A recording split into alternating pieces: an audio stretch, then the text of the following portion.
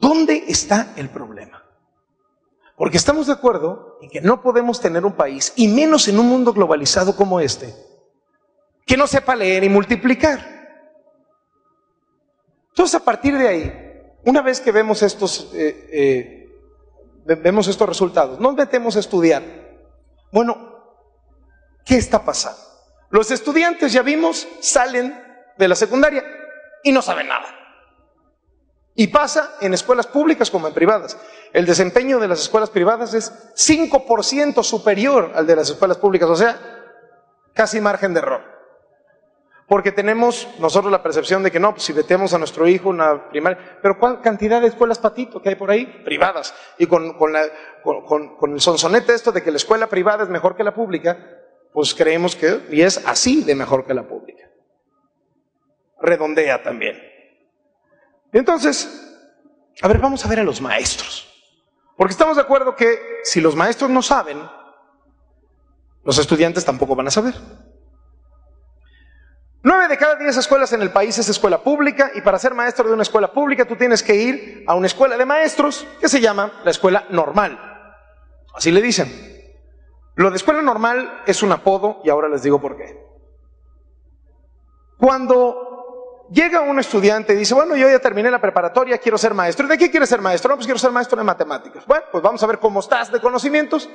Te hacen una prueba de matemáticas y a ese maestro o maestra en particular saca 8 en esa prueba de arranque.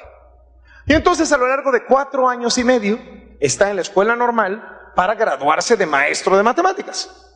Cuando termina la escuela normal, le vuelven a hacer la misma prueba que le hicieron al principio y saca 7. O sea, desaprendió. Y le dicen escuela normal. No tiene absolutamente ningún sentido. ¿Por qué está así la situación? Saber cómo está estructurado el tema de los maestros. Bueno, uno pensaría, si yo pusiera una escuela, pues yo quisiera tener buenos maestros en mi escuela, ¿no? Tratar de contratar a los mejores maestros, pues para que a su vez enseñen y los alumnos queden satisfechos, que son mis clientes, a fin de cuentas. ¿Cómo me diría yo qué tan bueno es un maestro? Pues a lo mejor en tanto que también les va a los alumnos en los exámenes. A lo mejor hacer un examen entre los alumnos para que evalúen a su maestro, a ver si les explica bien, si le entienden. Seguramente también metería la capacitación de los maestros. Hombre, si es un maestro que tiene diplomados, tiene cursos, tiene maestría, doctorado, pues yo creo que le daría una lanita más, pues, ¿no? Porque pues, le está echando ganas. Bueno, todo eso no pasa en la educación pública mexicana. ¿Por qué? Porque el Sindicato Nacional de Trabajadores de la Educación, el Sindicato de Maestros, controla prácticamente todo lo que tiene que ver con la educación. El maestro se tiene que sujetar al sindicato para que le diga cuánto va a ganar, en qué horario va a trabajar, en qué escuela va a trabajar, qué materias va a dar. Todo lo que tiene que ver con el maestro lo controla el sindicato. Y entonces, para ganar un aumento, es sumamente legítimo que un maestro quiera ganar más lana para vivir mejor y para su familia, etcétera. Al maestro lo evalúa el sindicato con base en un sistema de puntos. Entonces tiene el maestro que acumular más puntos para obtener un aumento de sueldo. ¿Cuál creen que es la actividad que más puntos da? Ir a las marchas. ¿Cuál es la segunda actividad que más puntos da? Ir a las reuniones del sindicato. O sea, es decir, si tienes que ir a la calle, pues como te vas a solear, te vamos a dar más puntos que si las reuniones aquí en cafecito, en mesita y en auditorio. Por cursos. O sea, si el maestro va a cursos, le dan puntos. Dices, qué bien. Pero por ejemplo, si el maestro de inglés va a un curso de taekwondo, gana puntos. Y dices, literalmente, ¿cuál es el punto? ¿No? De tal suerte que es tan ridículo este asunto de los puntos, que entre los propios maestros sindicalizados le llaman el sistema dálmata. Porque pues es como los perritos, están llenos de puntos, entonces el chiste es como dálmata, llenarte de puntos. Y como nos enseñó Disney en sus caricaturas, donde hay un dálmata, siempre hay una Cruella de Vil. El Bester Gordillo, no, o sea, puse punto y aparte, pues no. El Bester Gordillo lleva 20 años siendo la dirigente del sindicato de maestros. 20 años. En esos 20 años la educación en México aparece estancada. Cuando ella llegó al gobierno educativo del país, México estaba a la mitad de la tabla de la educación en México. Corea del Sur también. Corea del Sur decidió invertir en una serie de cosas, como por ejemplo en que los maestros recibieran premios económicos no en función de sus asistencias a las reuniones del sindicato, sino en función de su éxito al impartir las clases. Le dio más poder a los padres de familia y menos a los directivos. Se enfocó mucho en los estudiantes. Y hoy por hoy, Corea del Sur está en el top 5 del mundo como nación próspera. Crecimiento económico, desarrollo. Y México sigue, como siempre, a mitad de la tabla. Entonces uno se queda pensando y dice, bueno, la educación pública en México parece que está diseñada para resolver un problema político. Para fortuna, el Bester Gordillo tiene oposición dentro del sindicato de maestros. Y la oposición es la Coordinadora Nacional de Trabajadores de la Educación. Para que nos demos una idea qué tan buena solución es esa, la Coordinadora Nacional de Trabajadores de la Educación ya domina el sistema educativo en Michoacán, Oaxaca, Guerrero y Chiapas, que son, curiosamente, los 4 estados que peor salen en las evaluaciones a los alumnos. Los maestros nunca se habían dejado hacer un examen. El primer examen se lo hicieron en el año 2003.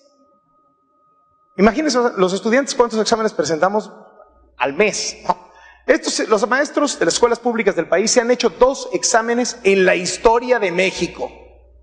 El primero fue finalmente en el 2003, con 2 condiciones. 1, lo presentaba el que quería.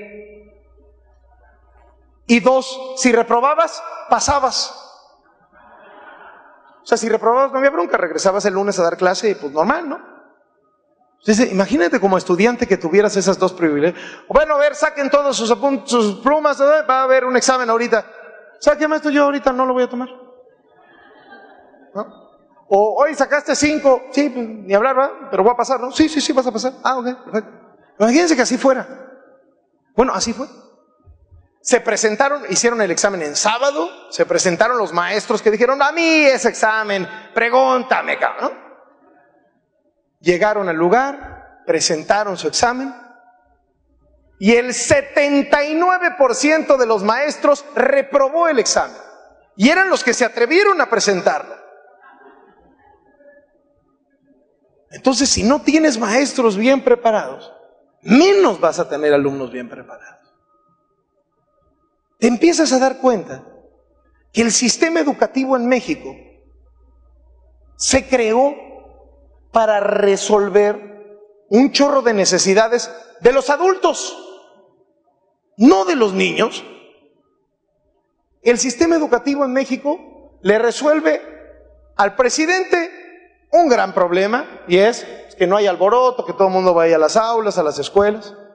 Le resuelve un problema de salarios a 1 millón de maestros que hay en el país, que ni siquiera sabemos exactamente cuántos maestros son, ni dónde están, por cierto.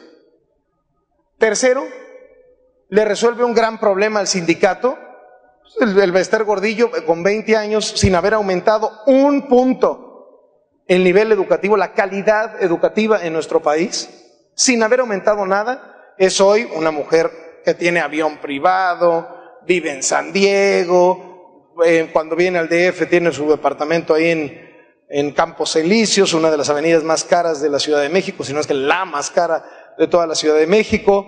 Tiene el Bester Gordillo ya un partido político propio, ¿no? Ella se lo hizo, En descargo del Bester Gordillo, habría que decir que la verdad es que al frente del PANAL, el Partido Nueva Alianza, que es el partido del Bester Gordillo, pues sí hay un hombre con visión de Estado, un intelectual, un tipo, un escritor muy prolífico, un cuate con un gran prestigio nacional e internacional, Jorge Caguachi.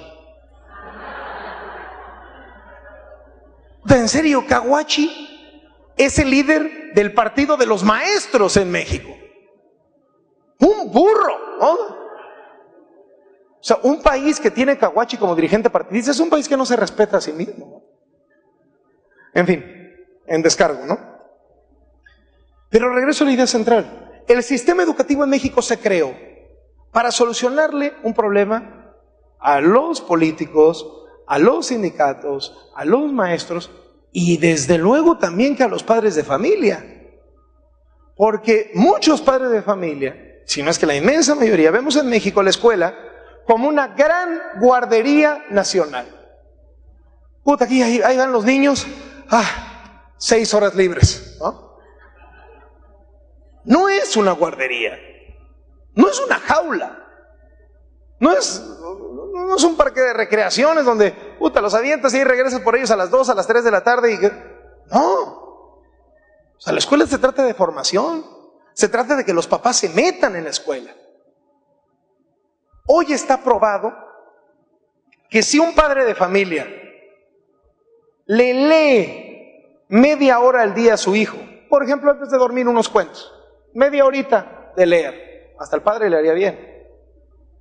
Su hijo tiene un desempeño educativo equivalente a que hubiera estudiado 2 años más que el resto de su generación al terminar la prepa. Solo por leerle media hora al día. Si el padre revisa, no hace, revisa las tareas. Si el padre le da acceso a internet a su hijo. Si el padre le da un tutor. O sea, me voy en todos los rangos, porque no se necesita, obviamente, claro, si tienes lana le puedes poner internet y le puedes poner un tutor y todo eso equivale a 2 años más de escolaridad. Pero claro, hay gente que no tiene esa lana, ¿no? Bueno, con que le lea media hora al día. Uno de los grandes problemas es que el 60% de los estudiantes mexicanos son los que más lejos han llegado de sus familias en el sistema educativo. Es decir, 6 de cada 10 estudiantes han llegado más lejos que sus papás. Entonces, si están estudiando el tercero de secundaria, 6 de cada 10 sus papás solo llegaron a primaria. Entonces, ¿qué pasa? El papá no puede saber, el papá ya está admirado de que su hijo llegó a la secundaria y no tiene modo de contrastar si sabe o no sabe, si está aprendiendo o no está aprendiendo. Eso es uno de los graves problemas de desigualdad en el país. Pero bueno, con que el padre de familia hiciera alguna de estas cosas, viajar no necesariamente irse a Europa, no, estoy hablando de salir a los museos, conocer, darle mundo. Todo eso, todas esas acciones individuales, y eso es lo que a mí me esperanzó del tema, que no importa, que no cambie el gobierno, que no cambie el sistema educativo, que no cambien los políticos, que siga el Bester Gordillo, que los maestros no se capaciten, no importando que nada cambie, si todo el sistema permanece. Basta con que el padre de familia haga una acción en favor de su hijo o su hija para que a ese individuo, niño o niña, al cabo de los estudios, le vaya mucho mejor en la vida. El problema es verdaderamente dramático porque cada vez más el mundo está interrelacionado, la globalización es aplastante, no nos podemos atrincherar frente a la globalización, te arrasa, y ustedes, chavos, van a salir a tener que competir con gente de muchos otros países. Y necesitamos que nuestras generaciones de mexicanos estén mucho mejor educadas, porque como les decía yo al inicio, estoy convencido de que eso significará un mejor avance para el país en todos sus frentes. Esta era la idea que yo les quería expresar en términos generales, y a partir de este momento le pido a Javier Garza que nos eche una mano para moderar una eventual sesión de preguntas y respuestas, que desde luego estoy dispuestísimo a contestar en los términos que ustedes me planteen sobre cualquier tema, este o cualquiera otro. Muchísimas gracias y muy buenas tardes.